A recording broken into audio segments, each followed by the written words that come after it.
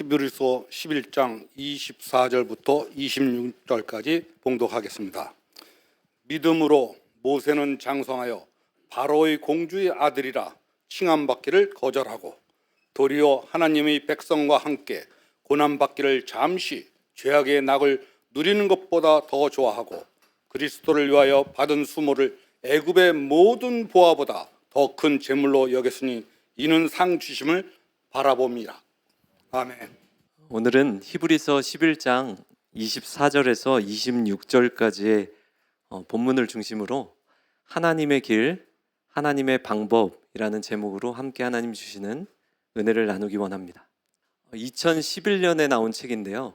스티브 도나유라는 작가가 쓴 사막을 건너는 6가지 방법이라는 책이 있습니다. 이 책은 우리가 살아가는 인생을 사막에 비유하면서 때로 눈앞에 보이지 않고 때로는 어디로 갈지 알지 못하는 인생 가운데 어떻게 하면 지혜롭게 인생을 살아갈 것인가를 안내해 주는 책입니다. 참 신선했습니다. 그동안 인생에 대한 다양한 비유들이 있었죠. 인생은 롤러코스터다. 인생은 산을 오르는 것이다. 인생은 바다를 항해하는 것이다. 인생을 사막에 비유한 것은 인생에 대한 또 인생을 바라보는 새로운 인사이트를 주기에 충분한 것처럼 느껴졌습니다. 그런데 한편으로는 그런 생각도 들었습니다. 결국에 롤러코스터나 산을 오르는 것이나 바다를 항해하는 것이나 오늘 사막을 건너는 것, 지나는 것 역시 인생에는 공통점이 있다라는 것입니다. 바로 한 치 앞을 알 수 없다라는 것입니다. 그리고 모든 인생은 반드시 우여곡절을 만나게 된다는 것이겠죠. 올라갈 때가 있는가 하면 내려갈 때가 있습니다. 쉬운 길을 만날 때가 있는가 하면 조금 어렵고 힘든 길을 만나기도 합니다. 여러분은 지금 인생의 어느 위치에 서 계십니까? 여러분들이 계획하고 세운 목표를 향해 지금 어디까지 도달해 계십니까? 아니면 반대로 얼마나 힘든 위치에 서 계십니까? 내가 세운 인생의 계획과 다르게 혹시 내리막길을 걷고 계시진 않으십니까?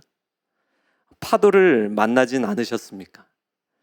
아무것도 보이지 않는 사막 한가운데 서 계시지는 않으십니까? 우리가 인생을 살아가면서 만나게 되는 여러 가지의 어려움들이 있습니다. 문제들이 있습니다. 그 문제와 상황들은 아마 사람들마다 다 다를 거예요. 그런데 대부분의 사람들이 아마 모든 사람들이 생각하는 인생에 대한 목표 그리고 방향은 아마 동일하지 않을까 생각됩니다. 바로 올라가는 것입니다. 조금 더 높이 올라가고 조금 더 편하고 조금 더 풍요롭고 조금 더 안정된 삶을 살기를 원한다는 것입니다. 여러분께 다시 질문 드리고 싶습니다. 올라가는 게 힘들까요? 아니면 내려가는 게 힘들까요? 저는 내려가는 것이 훨씬 더 힘들다고 생각합니다. 우리는 올라가지 못하고 성공하지 못했을 때 찾아오는 아쉬움보다 우리가 내리막길로 내려가서 그 실패의 자리에서 느끼는 절망과 고통이 훨씬 더 크게 다가오기 때문입니다. 그래서 많은 사람들이 내가 이룬 목표를 이루지 못하고 성공하지 못해서 삶을 포기하는 사람들은 거의 없습니다. 저 밑바닥으로 내려갔을 때 사람들은 내 삶을 포기할 만큼 깊은 절망에 빠진다는 사실입니다. 여러분, 사람과의 관계도 그렇지 않습니까? 내가 낮은 자리에서 낮은 위치에서 높은 사람을 존경하는 것은 어려운 일이 아닙니다. 반대로 내가 높은 위치에 있을 때 낮은 사람을 존중하는 것은 매우 어려운 일입니다. 저는 오늘 말씀의 제목을 하나님의 길, 하나님의 방법이라고 정했습니다. 이미 머릿속으로 파악이 되셨겠지만 하나님께서 생각하시는 길은 우리의 길과 다르다는 거예요.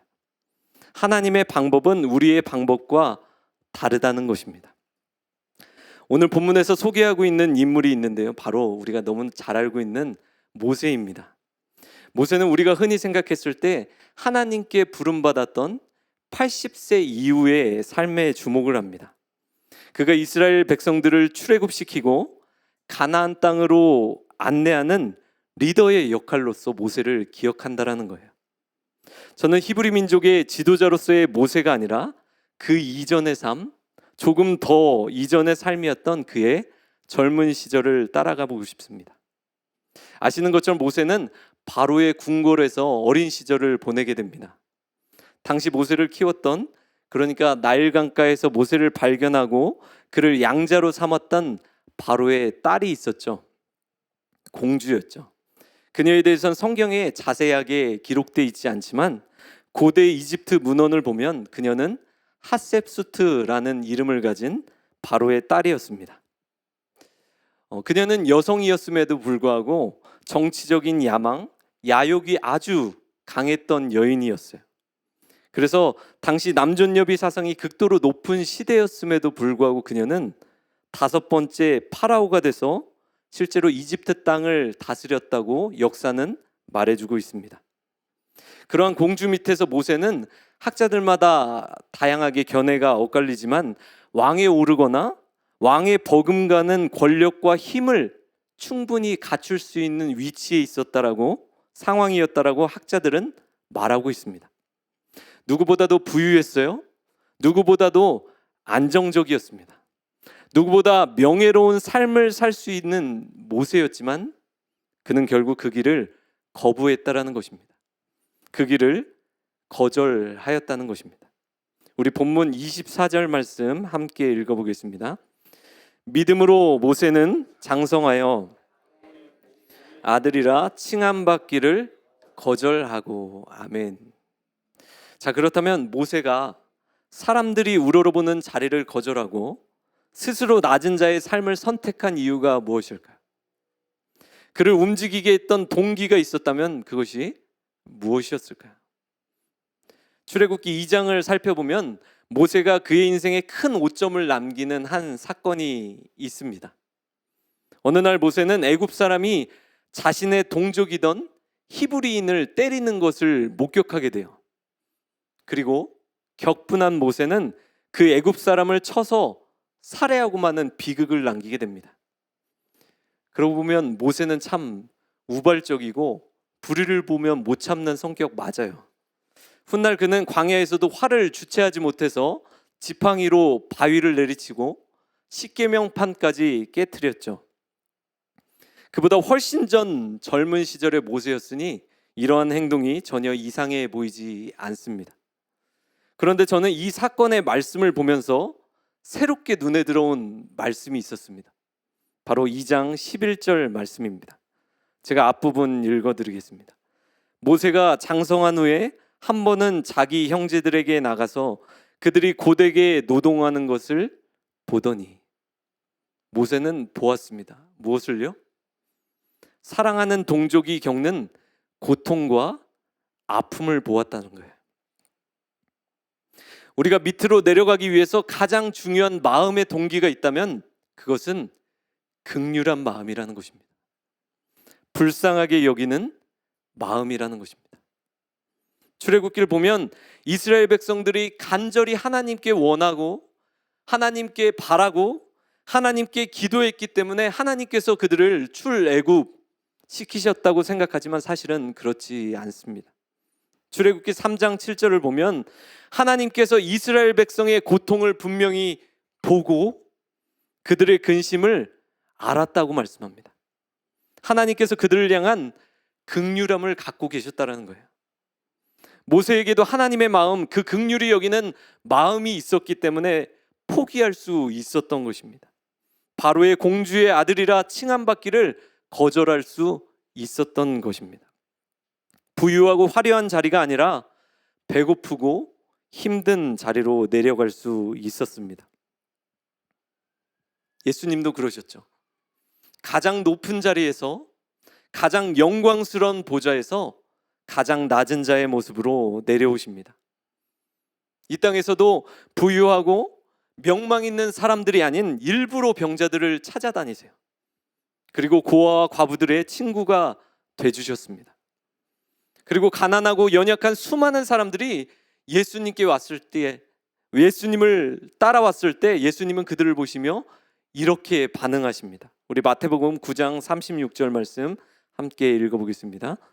무리를 보시고 불쌍히 여기시니 이는 그들이 목자 없는 양과 같이 고생하며 기진함이라. 여러분, 누군가를 공감하고 이해할 수 있는 마음은 어디에서 오냐면 긍휼함에서 온다는 것입니다. 그 긍휼한 마음을 얻기 위해 가장 빠른 길이 있다면 그것은 낮아지는 것입니다. 내려가는 것입니다. 애굽의 왕자의 신분이 아닌 히브리인의 노예의 신분으로 살아갈 때 비로소 그 긍휼함의 시선이 보이기 시작한다는 것입니다. 오늘 여러분들께 질문 드리고 싶습니다. 여러분이 오늘 바라보고 계신 곳은 혹시 높은 곳은 아니십니까? 혹시 사람들이 알아줄 만한 자리는 아니십니까? 가장 낮은 곳으로 내려갈 수 있는 은혜가 저와 여러분에게 있기를 축복합니다. 우리가 내려갔을 때 어떤 감투가 주어질까요? 칭찬, 박수, 격려, 그것이 우리를 기다리는 것이 아닙니다. 낮은 곳에는 능력과 서름이 있습니다. 능력과 서름이 무엇이죠? 마태복음 5장 11절에 말씀하시는 것처럼 예수님으로 인해 우리가 욕을 먹는 거예요. 세상으로부터 박해를 받는 것입니다. 세상은 낮은 자를 알아주지 않습니다. 오히려 능욕을 주기도 합니다. 모세도 이 사실을 알고 있었어요. 저 밑으로 내려가면 자신의 삶이 어떻게 달라질지를 모세도 분명히 알고 있었습니다. 그럼에도 모세는 내가 어느 곳에 있든지 하나님께서 기억하실 것이라는 믿음이 있었다라는 것입니다.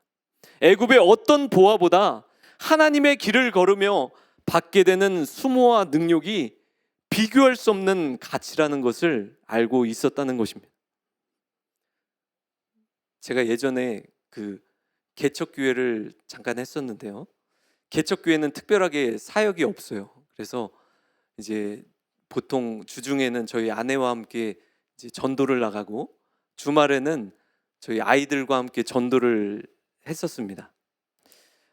이제 아이들에게 전도지를 나눠주면서 이제 용기 내서 이제 거리의 사람들에게 나눠 드려봐라 이렇게 했더니 처음엔 줄곧 잘 나눠주다가 이제 하나 둘씩 오더니 못하겠다고, 그만하겠다고 하는 거예요. 그래서 왜 그러냐고 물어보니까 사람들이 안 받고 거절하고 지나가는 게 그렇게 싫대요. 그때 제가 아이들에게 그렇게 말해줬던 것 같습니다. 얘들아, 전도지 나눠주는데 사람들이 무시하고 지나가잖아. 그때 하나님이 너네한테 하늘에서 포인트를 쌓아주시는 거야.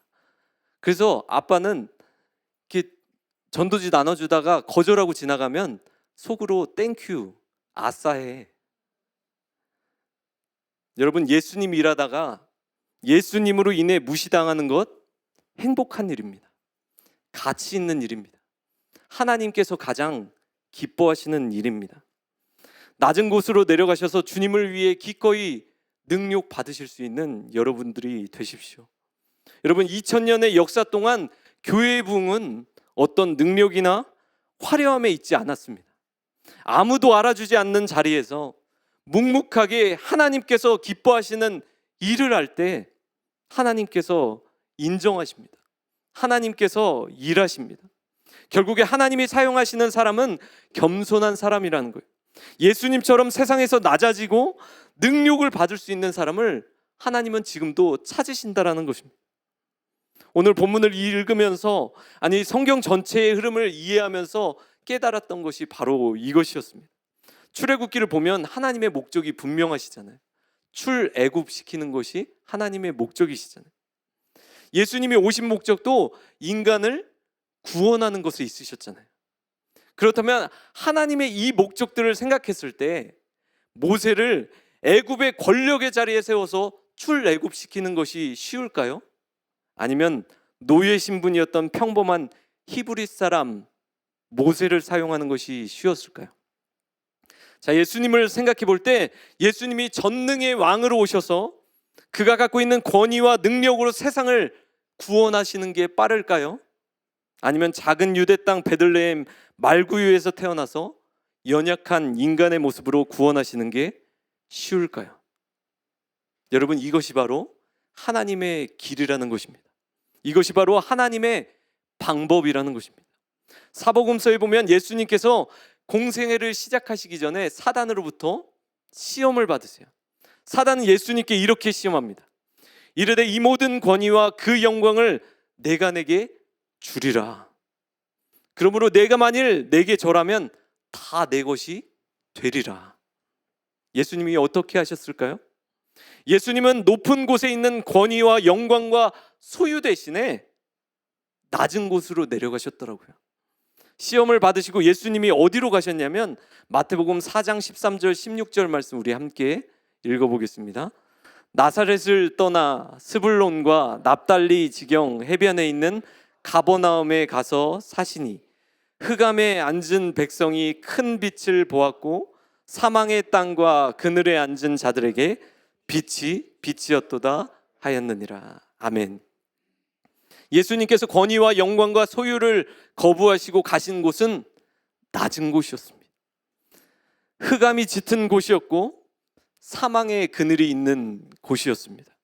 마치 예수님께서 우리에게 그렇게 말씀하시는 것 같습니다. 내 길은 권위에 있지 않다. 내 목적은 영광에 있지 않다. 내가 가는 길은 낮은 곳에 있다.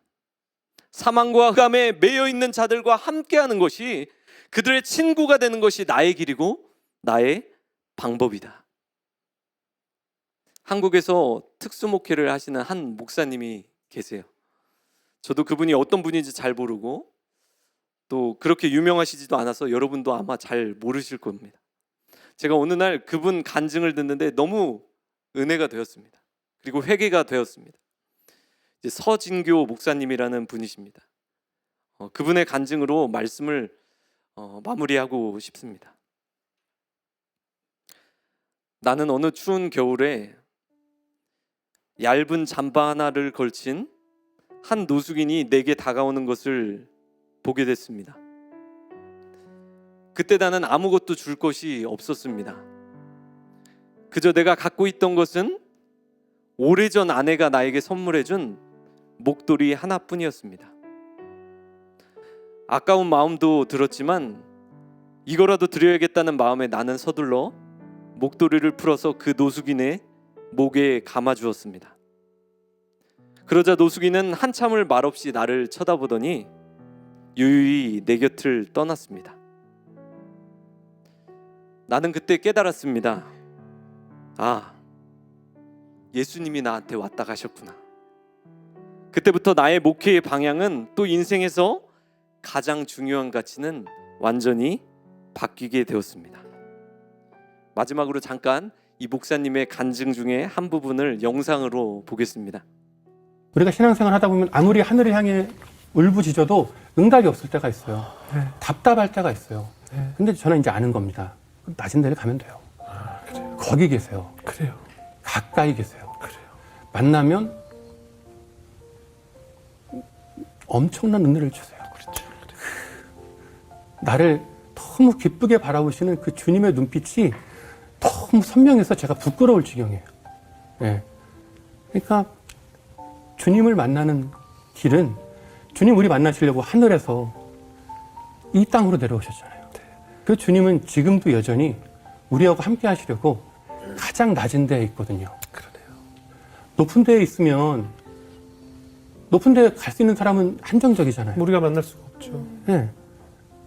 뭐 내가 성공해서 영광 돌려서 주님 만나겠다. 맞아. 성공하는 사람 별로 없잖아요. 근데 주님은 누구도 노라고 네. 가장 낮은 데 계시거든요.